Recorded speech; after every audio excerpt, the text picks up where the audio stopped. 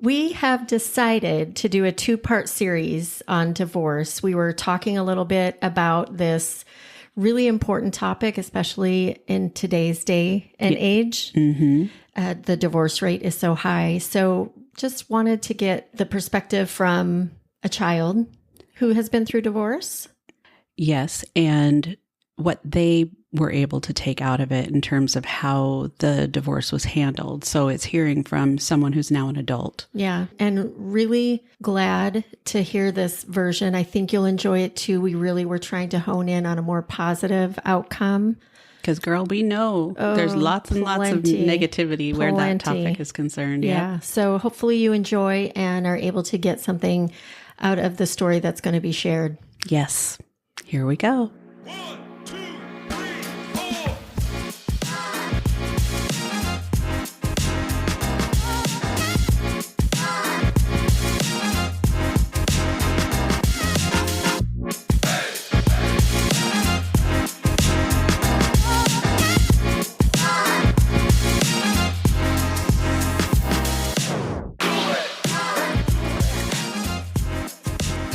Hey, everybody, this is Michelle. And this is Julie. And here we are once again, back on the couch. Back at it. Back at it again. And we've got a special guest with us this evening that we are excited to have on our show. And then, of course, we've got the little monsters here on the couch that are chewing on their bones so we can keep them quiet. So if you guys hear the bell in the background, we know it's little Cash Man. And if we hear growling, that's Harlow. So we're good. Anyway. What is it if we hear? It could be Haylene. It could be Haylene. Yeah. Well, with that in mind. Yeah, Haylene is with us today. And she is, to Julie's point, a special guest. She had me sleeping on my bed in her front room for about 1.5 years when it was only supposed to be 3 months. So, well, it started with, it didn't start, but during COVID. Yeah. Yeah. But you guys had so much fun. We were just talking about that, how you had so much fun. Think about all of the little cocktail concoctions you guys had. Yeah, we did have fun. And dance-offs. A lot of memories. A lot of memories. A lot of good memories. Good cooking, good memories. I know she even made you a photo album. Yeah, she did. Oh, I know. I just loved that when I saw that. I thought that was pretty cool because it's definitely a time that you guys will remember. For sure. Well, we have a kind of an interesting topic here today. We've been really curious about and wanted to have a guest on who would be able to give us the kind of an adult perspective. I know, Haylene. I know, questionable Adult. Question mark. Yeah. She's an adult, I swear. Give us an adult perspective on being a child of divorce, because as we know, there's over 50% divorces in this world right now of all the marriages. And there's such different dynamics with divorce, and how really parents handle things, I think, makes the hugest difference. For sure. Yeah, but I know you had a few little statistics you were going to share, Michelle, before we got started. Just because, divorce is definitely a thing. It has been for a while, since the 70s, when it really started to take off as far as percentages of divorce. But half, like you said, marriages end in divorce. But what I thought was interesting is that is a statistic that has to do with first marriages. So go back for a second. So you're saying things really took off in the 70s. Yes. Why do you think that it took off in the 70s? Well, this is just my own perspective, but I would imagine that was a time when Women were burning their bras. Yeah. The feminist movement started happening, and I think women were starting to take a good look at what value their lives had, or, there were things going on in the world that gave them cause to maybe question what their role is and how important it is. I'm not saying it wasn't, but I just think that the activities that were happening in the world at the time gave women cause to ponder. Prior to that, they were like pariahs. The men weren't pariahs, but the women were pariahs if they got divorced. So yeah, definitely a change in the whole country, I would say, during that time frame. But yeah. So you're saying like 50% of divorces now? So 50% of divorce. We've heard that statistic for a while now, but that's first marriages. that end in divorce. Second and third marriages actually fail at a higher rate than that, Interesting. which I thought was interesting. Because you would think, just You figure it out the first time. when you think about that, yeah, it's like, okay, what have I learned and how can I make sure this doesn't happen again? Right? So, but to your point, all different circumstances and the way people handle things, is going to be dependent on what that outcome is. Yeah. So, Well, who knows? Who knows if there will be marriage in our future again? I'm kind of thinking no, but you never know. the average length of a marriage is 8 years, Okay. which I thought was interesting. You hear about that 7-year itch. Yep. Right? And so 8 years is the average. And I think when I heard that, I, of course, reflected on my own because I'm a divorced individual. And it was about that time frame that really things Started going south. But I stayed married for 26 years. Yeah. So 19 years longer. 19 19 years longer. Yeah. But that 7-8 year mark, that's when things started happening. So there's always casualties of any separation, I would suppose, right? I mean, if you have children or you have custody of dogs or whatever. I mean, I know people that's a thing. Yeah. And they're fighting over things like that. Yeah. So that kind of brings us to the perspective of we were talking about our children and the ages that they were at when we went through our divorces and some of the things that they experienced. And of course, that's probably too personal for us to be even sharing some of they're not even ready to share anything like that anyway. But that's where it kind of came in. We was like, Haylene's an adult. She's been through it. She has a very different story too than what you might expect. Yeah. And which I think is going to be good for everybody to hear because not everything ends horribly. Right. Anyway, well, welcome. We're 5 minutes in. Welcome. Thank you. Happy to there be she here. is. She's back. Yeah. One, just to kind of go back a little bit, I remember reading one of the stats that you guys had shared, and I thought it was really interesting to hear that people who live together before marriage actually have a higher chance Of getting divorce. divorced. No. And it made me think Yes. maybe it has to do with that 8-year mark. Because You're they're already tacking kind of on to that. I But I never thought that thought was of that. interesting. Yeah. I didn't see that. So I would just assume that, if you live together in advance, you kind of get to know what you're Signing buying up for. into. Yeah. So here's some of the more stats, and these are I just did them bullet pointed, no subtopics here. So if you have any input, please feel free. 40% of new marriages include a partner who is remarrying. So 40% of people getting married are marrying somebody that's already been married.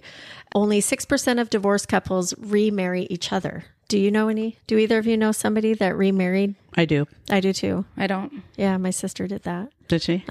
Yeah. I know one lady who did, and it was like, I kind of feel like she, I don't know, I want to say settled, but it was like her kids really wanted her to get back with their dad. And so she did, but I don't think that was what. Are they still together? Yeah. Oh, interesting. They're still together. My sisters and I got married twice and divorced twice. Oh, they did.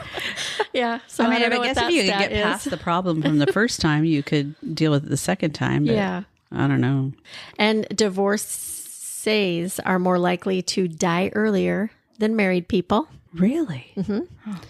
And couples who live together, to Haylene's point, who live together before marriage are more likely to divorce.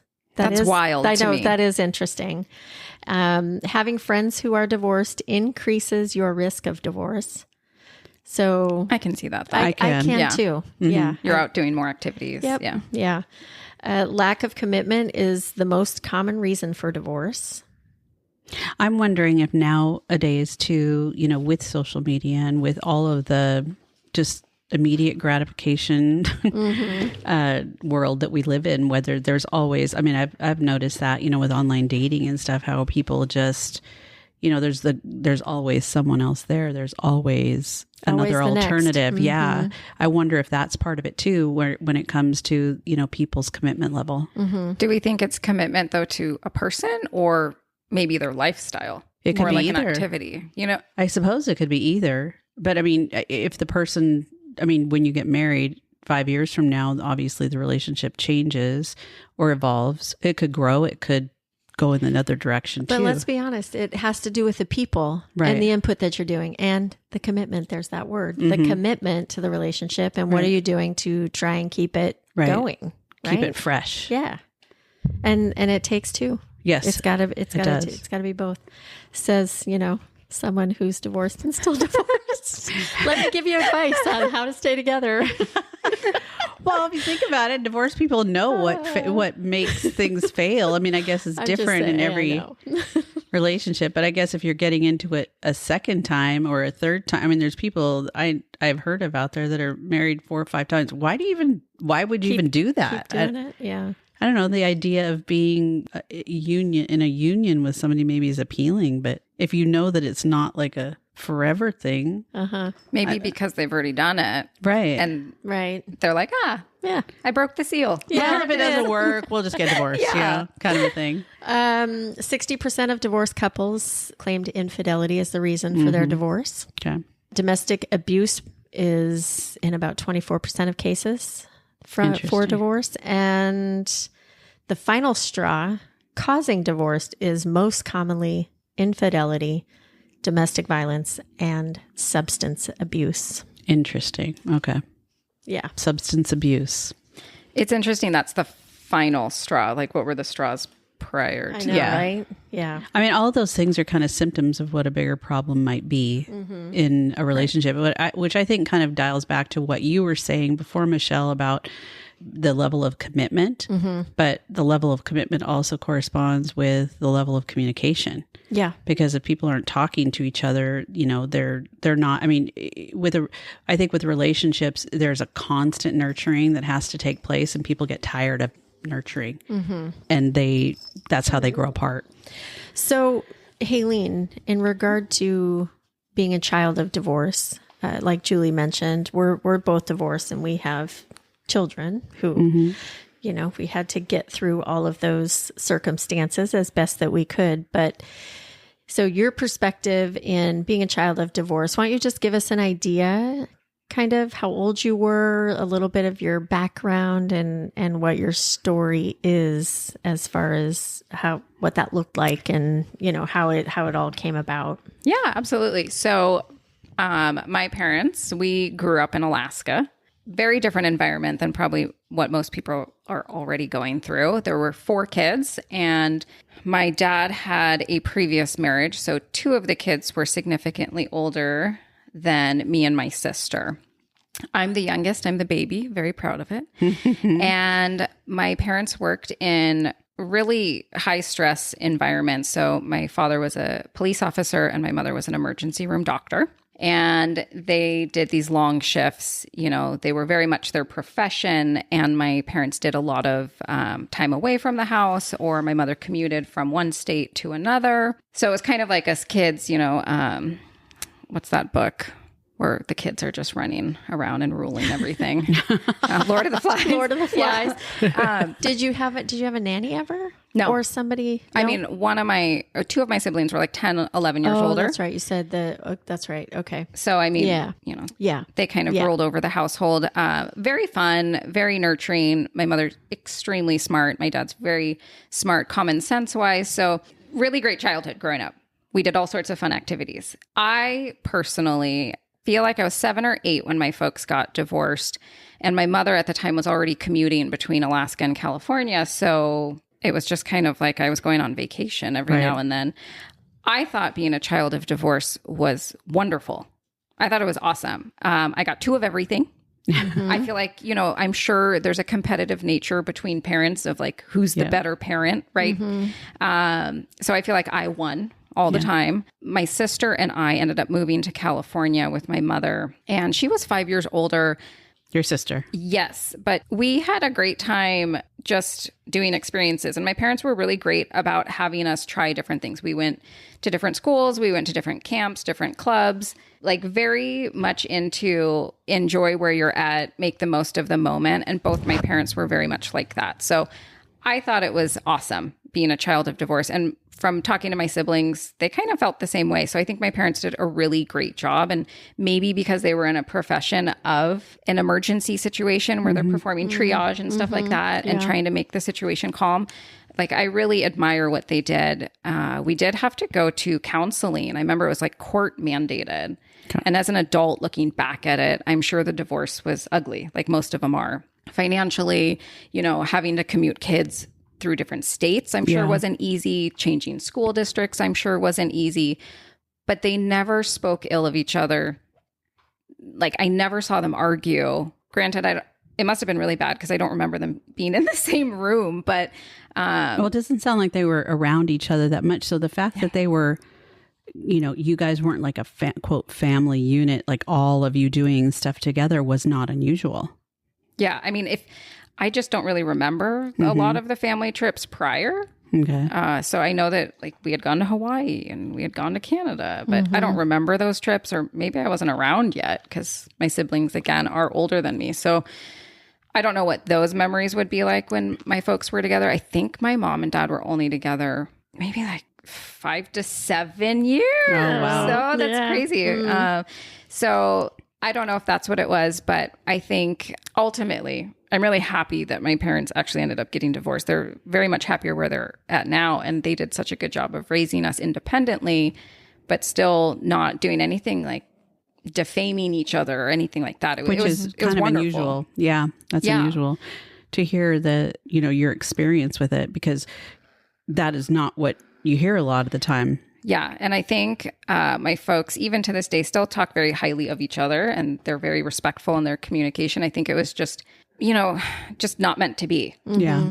And that's okay. And I think it's amazing to see how they handled it. Even now as an adult, they're still great with each other and talking about each other. Now, I think I've only seen them in a room once since 1993. Really? And that was for my sister's wedding. Oh, wow. Like in a room together. Yes. Were they social? No, zero. That's so interesting. Yeah, zero social. Especially based on your experience. Yeah, I think it was a live and let live kind of approach. Well, that just tells me that there was probably a lot more going on than you realized when you were little. Yeah. But they did do a good job of kind of shielding you from a lot of that. Well, and I feel like what they did with making everything so fun. So moving from Alaska to California, that's a big palm change. trees, right? Like your first Christmas as a kid, my mother took us to Yosemite so that we would see snow still. Yeah. So like very thoughtful in everything that they did. And they made me really appreciate, like, ironically, family and the people that you choose to be important in your life, because it wasn't about like the holiday. It wasn't about like Christmas or your birthday, because we celebrated those like a month later whenever you would fly and go see the other parent. And they were just like, I'm just so happy we're together celebrating, New Year's, or we're going to light fireworks in June because I'm not going to see you for 4th of July. So stuff like that. They did such a great job. And even my parents now will talk about like some of the fun memories we had. And even though it wasn't Christmas and we had Christmas in January, they still like talk about those great times. And good like, memories. Yeah. And like now I'm like, yeah, let's just enjoy our time together. Yeah. Who cares about the holiday? I'm really terrible at gift giving because I like to give gifts all year because I think that's what I'm used to.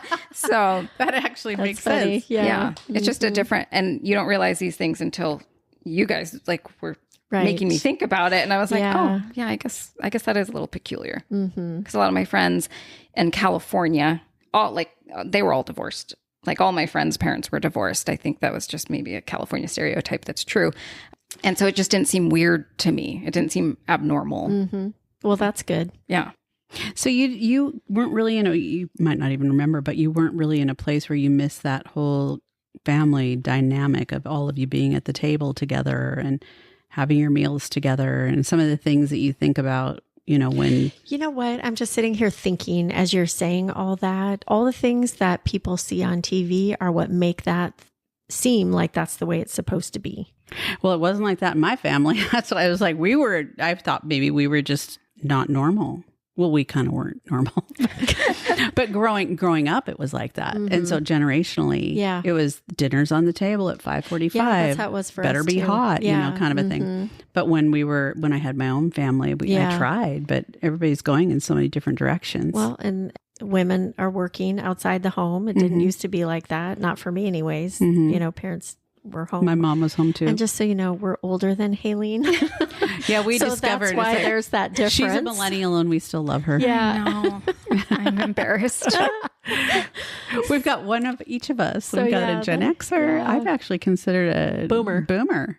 Oh, Well, yeah, I don't really identify as a boomer, but I'm technically 1 year in, and you're the millennial. I don't identify as a millennial. I was going to say, because you get a bad rap as a millennial. Yeah, kind of do. So transennial or what are we? Yeah.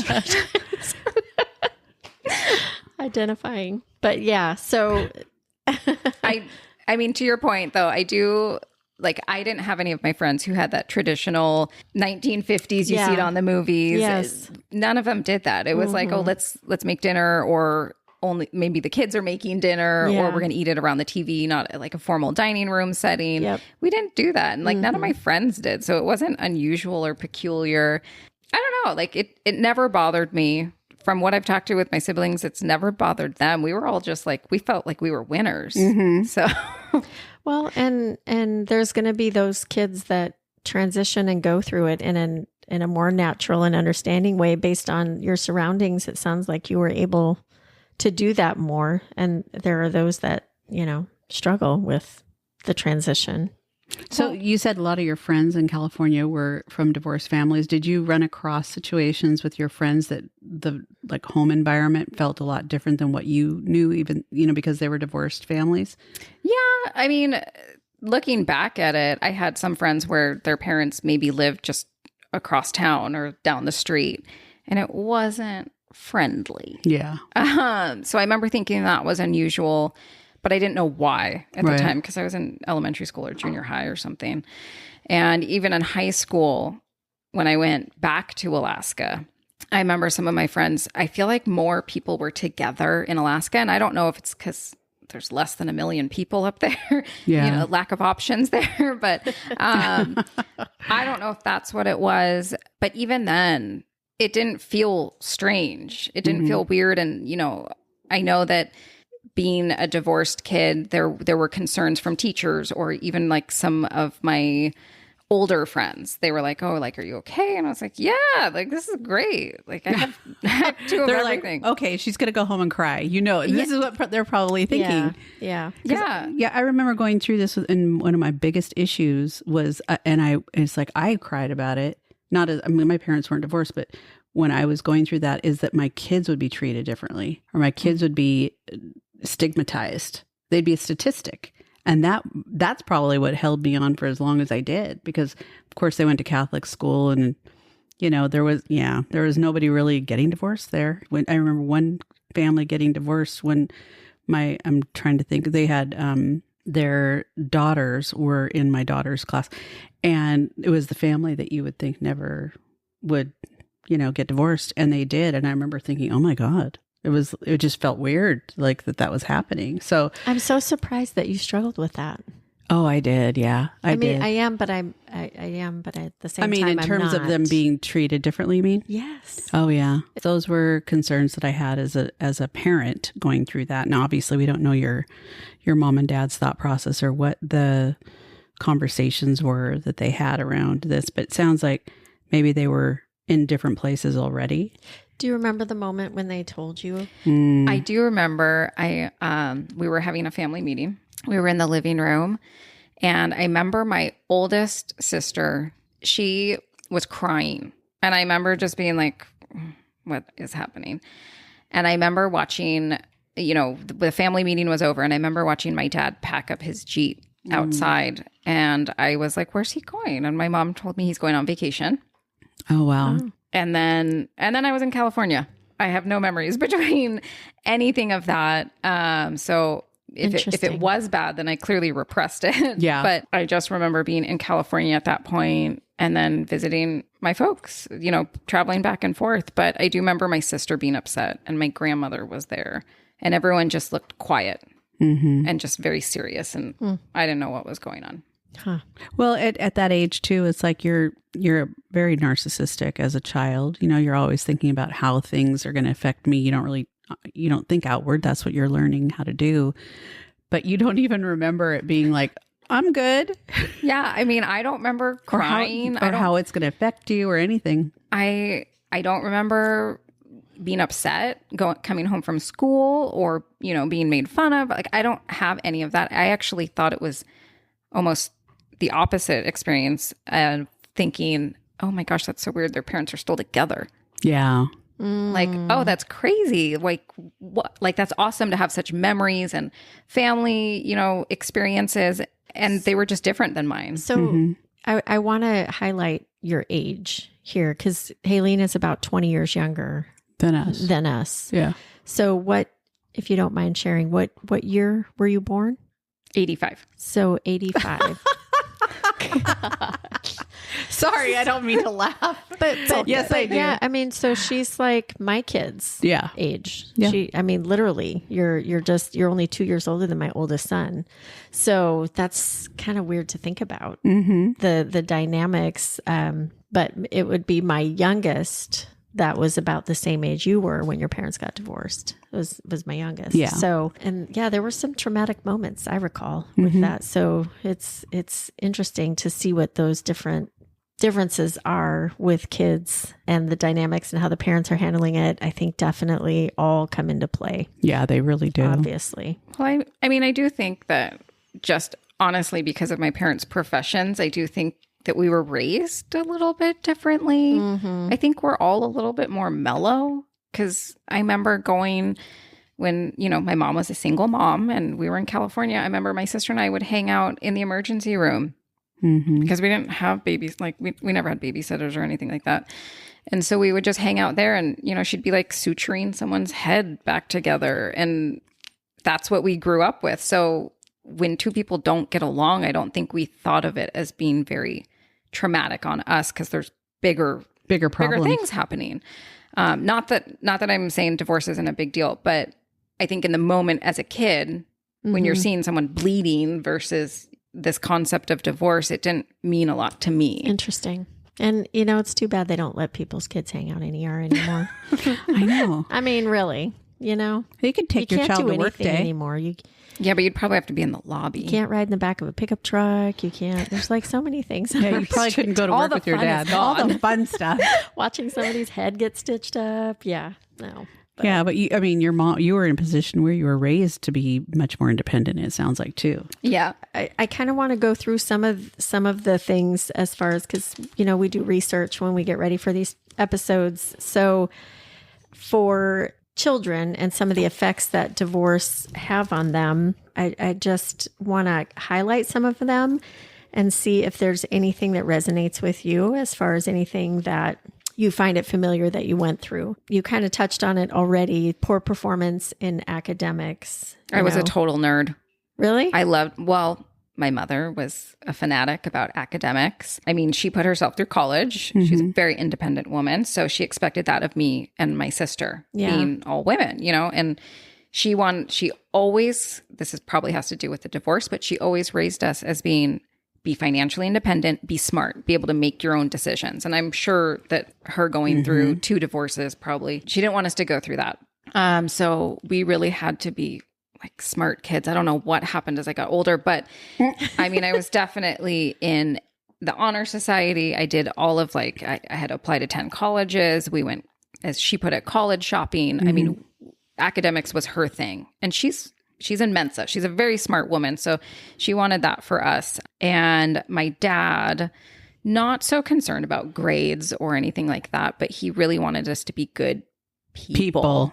Yeah. I mean, he saw the worst stuff. Yeah. Yeah. I mean, he was like, academics don't matter. And I feel very fortunate that I grew up with my mother as a child, as young, because she taught me the discipline of school and like learning, being curious, doing all that. And then in high school, when I went to go live with my dad, he taught me the value of being like a good human and what that means. And I think if it had been reversed, I don't think I would have been the person I am now, because I think when you're young, you can't understand those kinds of concepts. But I can understand you're passing, you're failing. Yeah. And so I am really appreciative. And my sister and I were both very like academically driven, very goal oriented. And I think that's attributed to my mother. Good job, Mama. Yeah. So you said you went to live in Alaska when you were a teenager. So what happened there? You decided to just like hightail it out of California. Pretty much. So my sister, because she was older, I don't remember what the age is that you get to pick which parent you want to live with, which looking back on it now, that would be a lot of pressure. Yeah. But I remember seeing her go to live with my dad, I think for a year, maybe 2 in high school. And so I wanted to, I didn't want to be left out. I want to do everything my sister did. Yeah. Right? So I went to, elementary, junior high in California. And then in high school, I wanted to see what it was all about. And, I missed my dad. Yeah. I was always a daddy's girl. So I intentionally planned to do 2 years in high school in Alaska. And then I wanted to go back to California. And I ended up, I think, not out of one parent or the other, but because your social environment, like your friends are there. Sure. My boyfriend, was in Alaska. So I ended up staying all 4 years in high school in Alaska with my dad, which he was over the moon about, but very different experience, I think, than what my sister had. Yeah. Was he remarried? My dad? Yeah. Yeah. So my parents divorced and then my dad remarried shortly after. So I think maybe a year later. And so I grew up knowing my stepmom since I was Little. 8 or 9. Yeah. They're still happily married. Yeah. They're not a statistic yet. Yeah. So I think that, just growing up with another parental figure, I looked at it as a benefit rather than the wicked stepmom. That has to do with how they are too. Yeah, exactly. And if they're accepting and if there's other kids involved, I mean, there's all kinds of factors. Yeah. Where in Alaska? Anchorage. In Anchorage. Okay. Yeah. The big city. Yeah. The big city of 400,000 people. Yeah. So some of the other things are loss of interest in social activity. Did you find that it was hard to relate to others? Did you wonder if other people's families were going through any of these things or? I don't think I wouldn't give myself that much credit. I think that, when I was younger, my mother had us in every single activity known to man. We went to JCC, not that we're Jewish, but we did that every summer. We did rock climbing. We did equestrian lessons. We did soccer. We did summer camp. We did everything. And part of me is wondering, being a doctor, it's kind of not. She had to find activities for you guys because she was working a lot, probably. She wasn't there. So I think that was part of it. She wanted us to be socialized and we did everything. So me as a kid, really me as until my mid-20s, I was actually kind of a quieter kid, little more reserved just in general. But my sister, on the other hand, was very outgoing. That never changed her entire life. She's still pretty outgoing. But we did all sorts of activities and fun things. We never had any awkward moments that aren't normal for kids. Yeah. We had friends. We had sleepovers. We had parties. Everything was normal. I didn't feel the need to kind of step away from any of that aspect. So looking back, do you remember moments of being emotionally sensitive to things? Looking back, I just really... She was cool with it all. Some background story is I feel like as a child, I went through my emotions one at a time. So apparently the first 2 years of my life, I just cried straight. And then I had these really bad temper tantrums for a year. And then I was mute and my parents were still together at this time. And then I just became a very chill kid after that. So I think I just had to get it all out of my system. I don't think I've ever been a very emotional person just in general. So I do know that about you. I don't think that whether my parents were still together or not, I still think I would still emotionally behave and react the way I do now. Yeah. Can you imagine if you had to really think about your parents being together now, what that would be like? Can you imagine them together? They are just complete opposites. You're kind of how did that even happen to begin with? Yeah, I genuinely was thinking about that when Michelle had asked me about, joining you guys. And I remember thinking how did they meet? I mean, maybe they met because they work in that kind of environment. Do you know their story? No. Okay. I'd have to Google it. Maybe. You need some, you got some homework. But do you care to know their story? Not really. I mean, not in a mean way, but I mean, they're Yeah. just so much happier with where they're at With now. where they're at. I respect that. That's cool. Yeah, like I guess I just don't want to dredge up anything that Yeah. would be painful for them. Mm-hmm. But yeah, they're complete opposites. Like complete opposites. A lot of the time, that's what ends up attracting. I mean, that's kind of a cliche, but it is true. You know, people that are so different than each other kind of are drawn to each other, but it can also tear people apart too, because they end up not spending the time together. They end up not having enough common interests that they, you know, are drawn in that direction, or they just grow apart. Were you ever angry? I mean, now I only have two emotions. I'm either happy or angry. So I mean, I don't remember being angry about the divorce or As an adult looking back, are there times that you think about that you feel maybe some anger? I'm just curious. No. Okay. I really can't think of anything Mm-hmm. that would make me upset that we didn't have the same growing up or lifestyle that some other folks did. Mm-hmm. I guess the only, not like regret, but I guess the only thing I'd be curious about now is knowing what it would have been like to grow up with my siblings. Right. Because they were 17, 18. I mean, they were already almost out of the house anyway. And then going to another state, and two of my siblings stayed in Alaska. That's the only thing. I don't have a very strong connection with really any of my siblings, but especially my older ones, because I just never saw them. Yeah, you didn't Again. spend any time with them. Yeah. And so, I mean, more recently, I've started to get to know my brother a little bit more. But I mean, ultimately, I really haven't seen them in years, like decades. So I think that's the only thing that I would kind of be curious about. If my parents had stayed together, would I have a better relationship with my siblings? But I also know me, I'm really lazy. I'm not very good at keeping in touch with people. So I don't know if that has to do with my parents or with just me. You know, you hear about kids sometimes taking on the guilt Mm-hmm. of what their parents have decided to do, and kids feeling like somehow it's their fault. Yes. You know, that things aren't turning out good. So, No guilt. yeah. They- No guilt. Yeah, no guilt. Again, that really goes back to how Mm-hmm. your parents handled it. Yeah. Because I mean, I can think of a circumstance that's rather close to home where a child was told very bluntly, the youngest child was told very bluntly, your mom and I are getting divorced, you know, and at dinner, just like that. The other two knew. And it was devastating because it just like, it wasn't, you didn't ease into anything. There was no, let's sit down and have a conversation. There was none of that. It was just thrown out there, and it was awful. So it really does depend on how I think the parents handle those conversations, and if they're a united front on. And the circumstances in which the divorce is happening. Right. I mean, understandably, we realize there's a lot of different factors that go into how things can be handled, how kids react to the situation, all of those things. So The funny thing too, when you're thinking about, like I was thinking about some of these statistics, and it's kind of like Groundhog's Day when you think about people going through that process, failing. I mean, I hate to say failing, but it is, you know, you've failed at a marriage, whatever, for whatever reason, whoever's decision that was, but then they go back and do it again, you know, and maybe again after that, because it's like, what are you learning from the first time?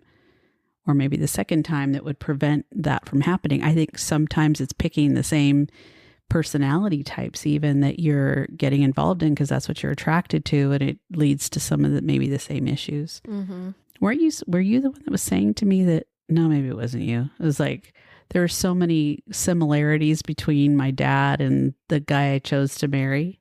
Now, if he heard me say that, he'd go, "Oh, hell to the no. Yeah. I'm nothing like your dad." And That was me. Was it you? Yeah. Yeah. But there are traits Mhm. that are certainly similar, which I Yeah. never thought about. Mm-hmm. So I kind of find that, I don't know, gave me something to think about, ponder. Yeah. Destructive behavior. Just looking at some of these things in regard to children. Unresolved conflict can lead to future unexpected risks. More children say they have acquired smoking habits, prescription drug use, that kind of thing. Children of divorce. So do you think some of that might be from the parents taking their eye off the ball because they're focused on other things? Yeah, probably. Mm-hmm.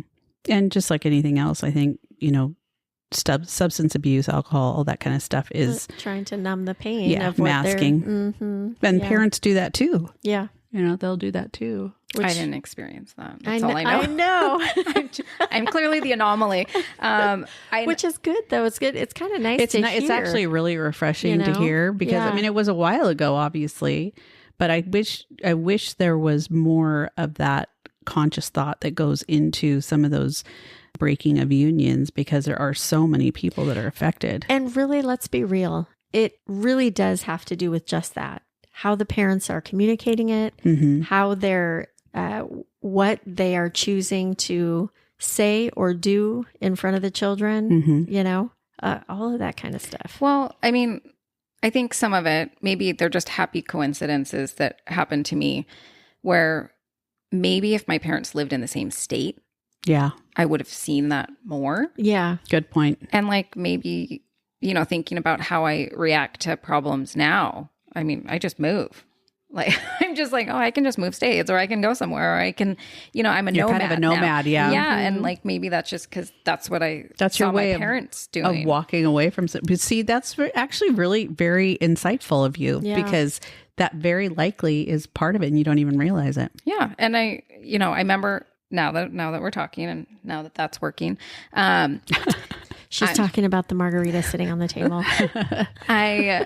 I think the only time I was angry or resentful, any type of emotion, was that we had to go to therapy. I remember we had to go to family therapy and we had to go to counselors. And I remember I had to go see one at school because it was court mandated or something like that. I don't know, above my pay grade as a child. I remember hating it.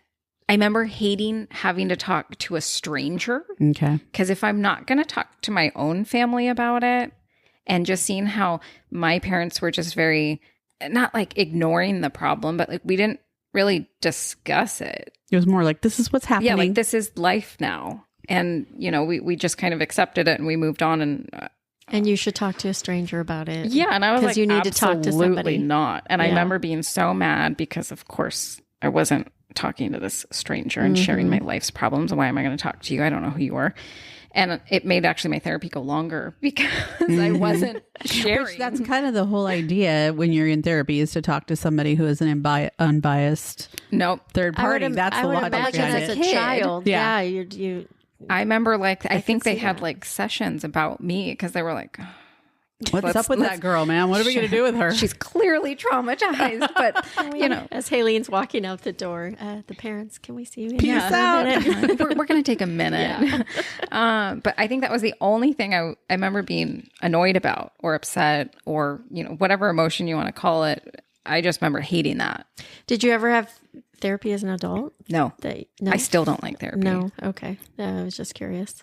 She answered that so quickly. I know. I think she has a really strong opinion about that. Yeah. I think, okay. So again, back to my parents and their professions, I just always was like, okay, if I can't figure something out on my own or like use my own resources, then I'll just research it myself and figure it out, or I'll use someone that I trust. Because I feel like trust is so important in what my parents did, that's what they subconsciously taught us to do. And why am I going to pay someone? Yeah. I mean, to me, I remember as a kid telling my folks, I was like, why am I going to talk to someone who just wants to gossip about us? Like, why am I going to tell them my secrets? Like, this is not okay. Like, that's what you guys are here for.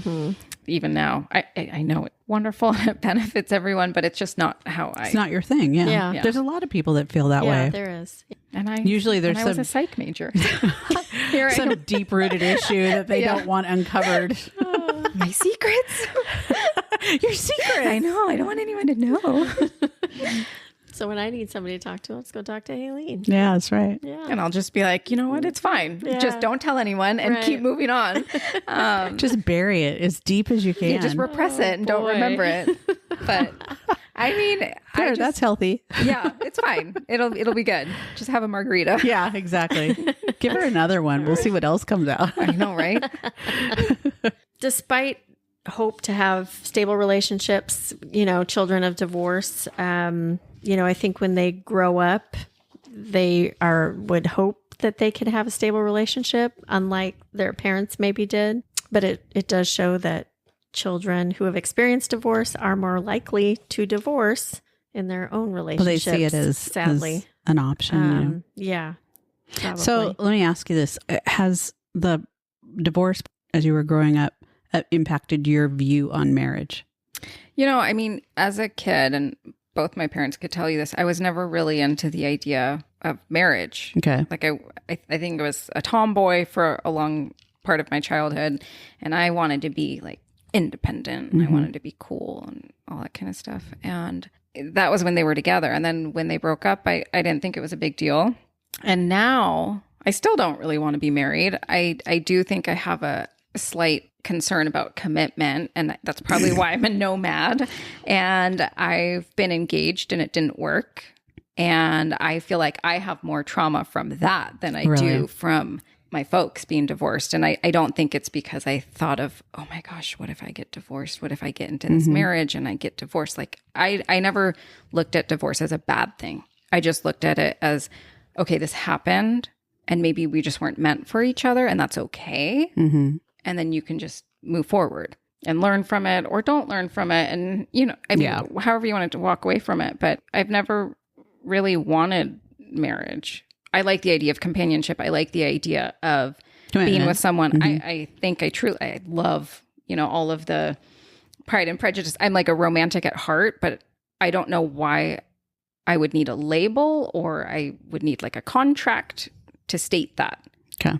So I guess to me, just child or adult, I don't think I ever liked it was just never anything that you didn't dream about your white little wedding dress going down the aisle kind of a thing. You weren't that kid. No, not really. I think I had like a brief moment, like 1 year in my life in my mid-20s when I was like, that's what you're supposed to do. You're supposed to get married and you're supposed to buy a house and have, 2.5 children and a dog and the white picket fence.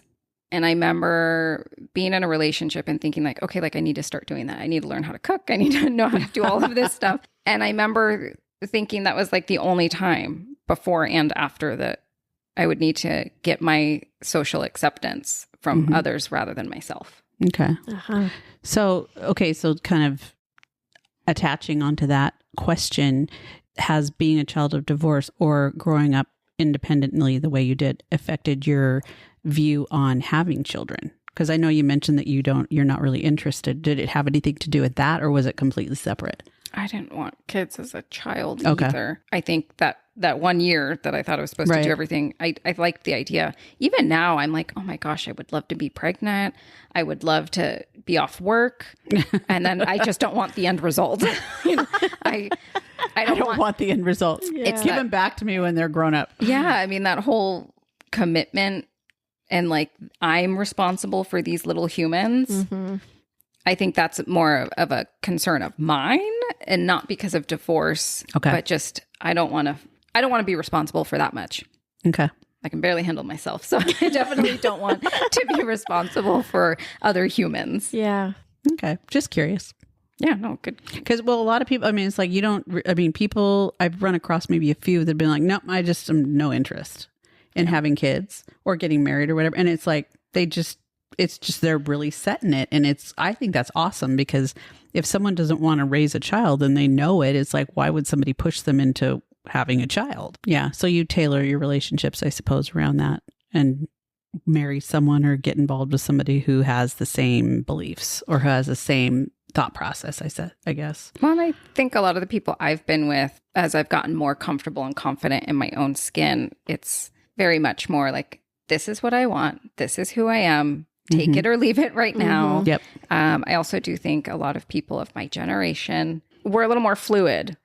I think the idea of open marriages is more acceptable and it's socially okay. And I think the idea of, having kids out of wedlock is fine. Like a lot of, or, which preference do you want for gender? Anything like that, I think is just a lot easier nowadays. And so I think the idea of like not wanting kids was a lot more acceptable. But I remember when I was in my 20s, it was hard to like tell people that. I would just be like, I don't know. Yeah. Oh, you felt like they're going to judge you. Yeah.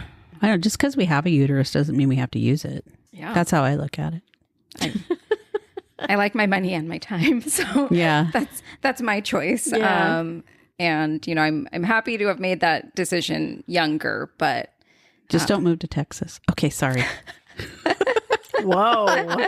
Okay. To what you were talking about earlier in regard to your mom, I think she raised you to be very aware of those things and conscious of, as a woman and what to do to take care of yourself. Yeah, I think, my mother's always been independent. Like, she paid for her own college. Like, she did everything on her own medical school. And I feel like she did it to prove a point. I think she's like kind of like a chihuahua.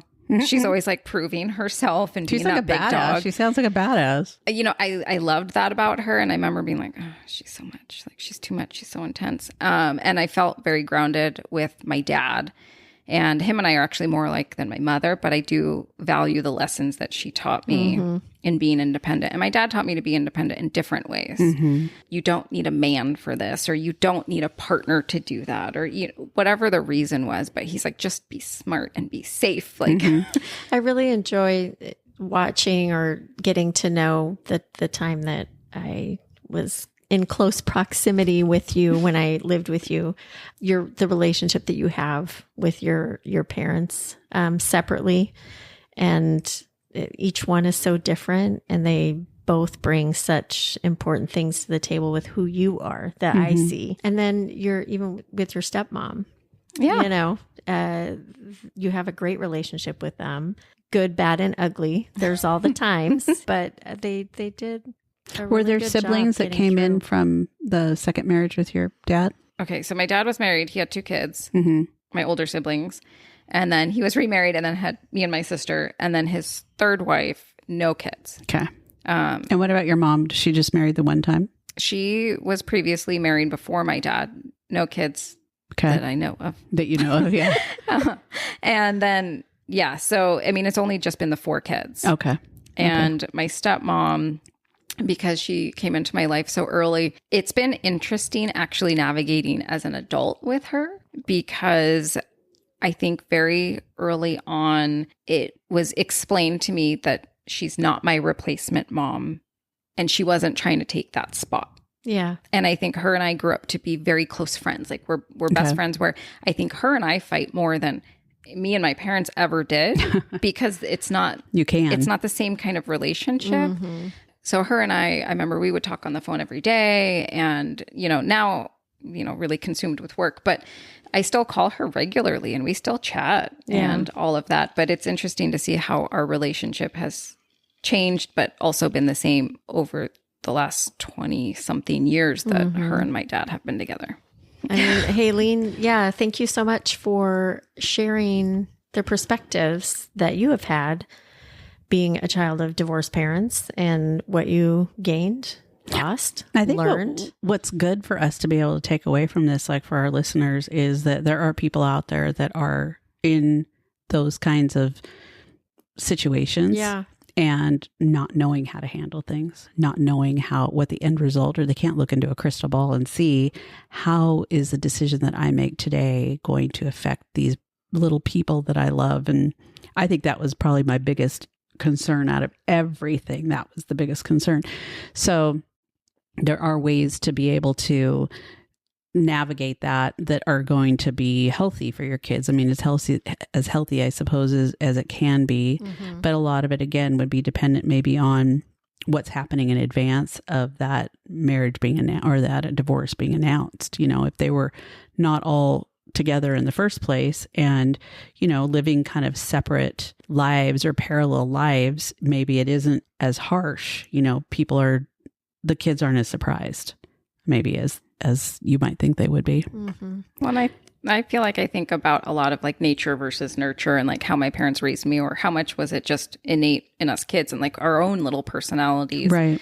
And what we were able to see and adapt from. But I think sometimes we need to remember kids are a little more resilient than we give them credit for. And, kids love their parents unconditionally, even like through thick and thin. And so I think you guys, such badass mamas here, bad butt mamas here. No, you can say badass. Yeah, badass. Anyways.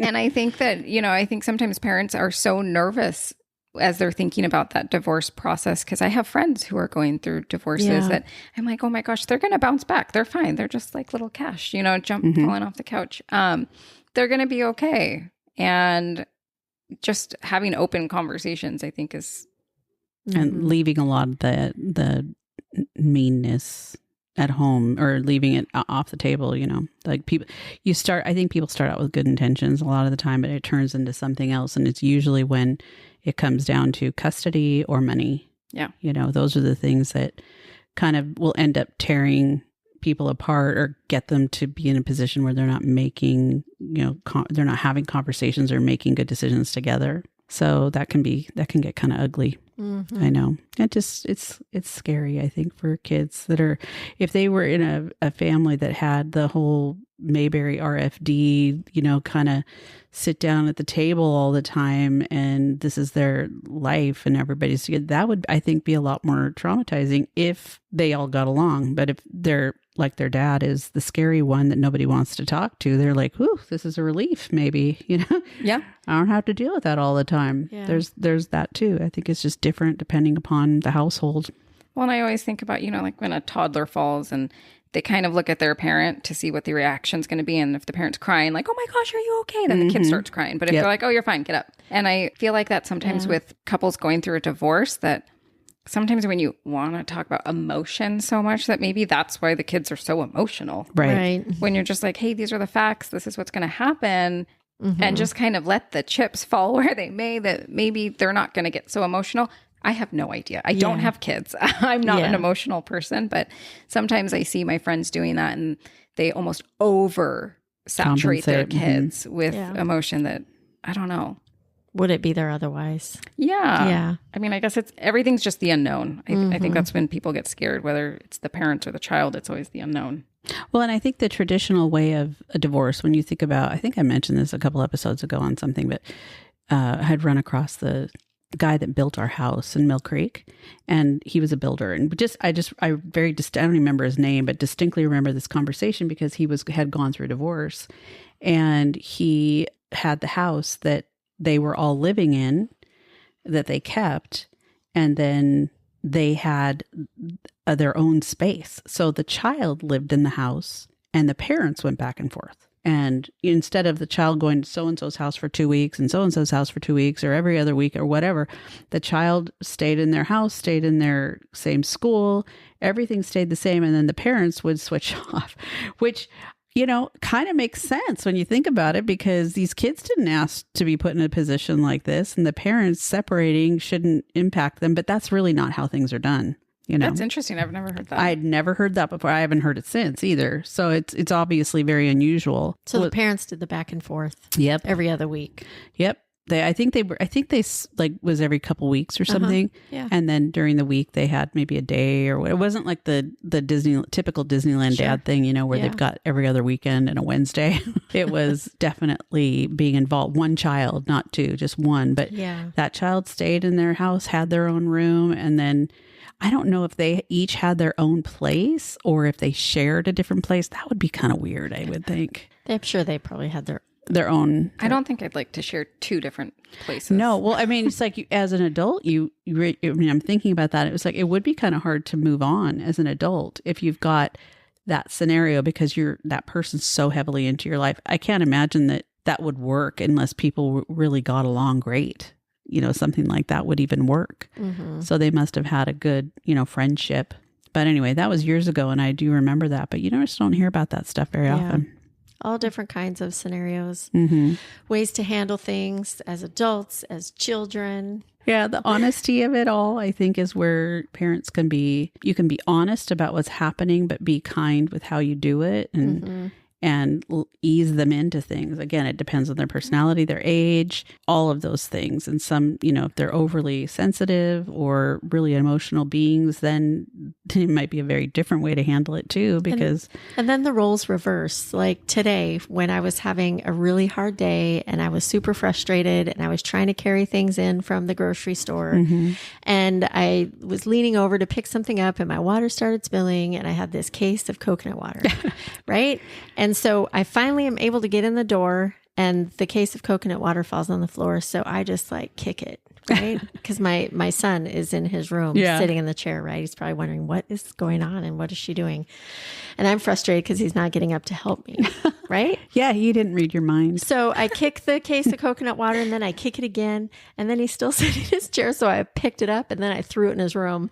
And he was like, was that absolutely necessary? I would just say the roles reversed because, he's like the child like, now you're calling me on the carpet. You're supposed to know that I'm upset. I know. Anyways. That I need help. Just be kind to the kids. Sometimes they're not as lucky as Haylene in their situations. Be kind to the parents. And be kind to the parents also. Yeah. You just never know what people are going through. So that is very, very true. Yeah. But thank you again for taking the time and sharing your story with us. I think definitely there is good hope. Things. Yeah. Yeah. Things I had a great time. Yeah. Everyone can have a great time. Just make the most of what your situation is. Yeah. I like that. I do too. Well, until next time, we will say goodbye, except we will talk about, Michelle likes to talk about our socials. Oh yeah. TikTok, Facebook, Instagram. You can, a blonde, a brunette, and a Mike. You can see us on all those socials and take a look for upcoming episodes, all that good stuff. And if you need to reach out and tell us how great we are or that we're losers, feel free at a blonde, a brunette, and a Mike respond at if you do that. gmail.com. Just kidding. All right. Have a good one. Thanks everybody. Bye. Bye.